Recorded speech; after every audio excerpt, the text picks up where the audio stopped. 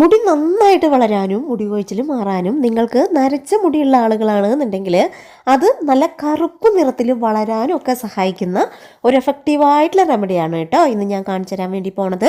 അതിനായിട്ട് നമുക്ക് തലേ ദിവസത്തെ കഞ്ഞിവെള്ളം 2 ഗ്ലാസ് വേണം. ഇതിലോട്ട് 1 ടേബിൾ സ്പൂൺ ഉലുവ കുതിർത്തത്, അതേപോലെ തന്നെ നമ്മുടെ പേരയുടെ ഇലയുണ്ടല്ലോ അത് തളിരില നോക്കിയിട്ട് ഒരു 5-6 എണ്ണം, നിങ്ങളുടെ കയ്യിൽ ചെമ്പരത്തിയുടെ പൂ ഉണ്ടെങ്കിൽ 2 എണ്ണം, ഇലയാണെന്നുണ്ടെങ്കിൽ ഒരു 3-4 എണ്ണം കൂടി ഇതിലോട്ട് ഇട്ട് കൊടുത്ത് 1 ടേബിൾ സ്പൂൺ നമ്മുടെ തേയിലപ്പൊടി ഇട്ട് അവസാനമായിട്ട് ഇതിലോട്ട് നമ്മുടെ പനിക്കൂർക്കട ഇലയുണ്ടല്ലോ അത് ഒരു 5-6 എണ്ണം ഇതിലോട്ട് ഇട്ട് കൊടുക്കുക. പനിക്കൂർക്കട ഇല ഈ ഒരു ക്ലൈമറ്റിന് ദി ബെസ്റ്റ് ആണ് കേട്ടോ. കോൾഡോ ജലദോഷമോ അങ്ങനെയൊന്നും നമുക്ക് പിടിക്കില്ല. അതേപോലെ തന്നെ മുടി നന്നായിട്ട് കറുപ്പിക്കാനും നല്ലതാണ്.